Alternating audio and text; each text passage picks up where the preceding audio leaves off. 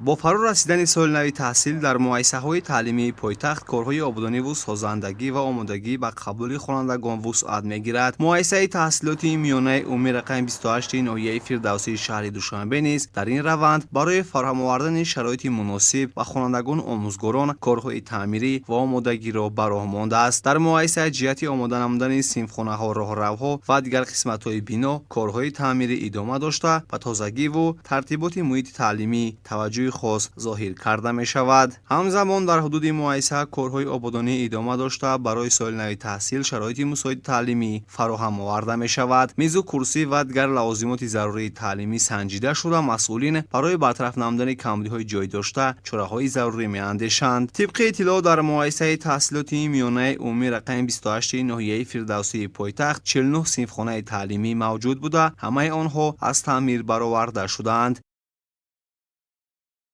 عین حال در مؤسسه کارهای سازندگی آبادانی برای سال نوی تحصیل خونیش رفته ایستاده است.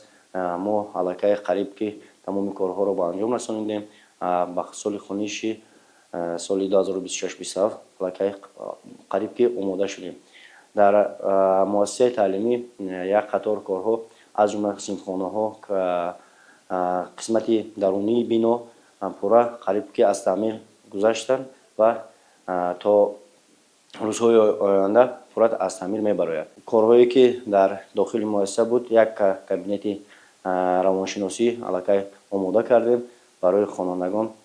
کار با خوانندگان مؤسسه تعلیمی پورا آماده شده است. ماموریت مؤسسه تحصیلاتی میانه رقم 28 برای به خاطر 35 سالگی استقلال دولت جمهوری تاجیکستان ما کوشش میکنیم که تمامی سمت‌ها، تمامی آبادی‌ها، تمامی کارهایی که در گرد و اطراف مؤسسه است یا که بیرون از این آماده شویم و برای جشن گرفتن 35 سالگی استقلالیت آمادگی خود را جدی بینیم. تحصیل در مؤسسه در دو بست به راه مانده شده. طبق نقشه تعلیمی شماره خوانندگان در سال تحصیل 2026-2027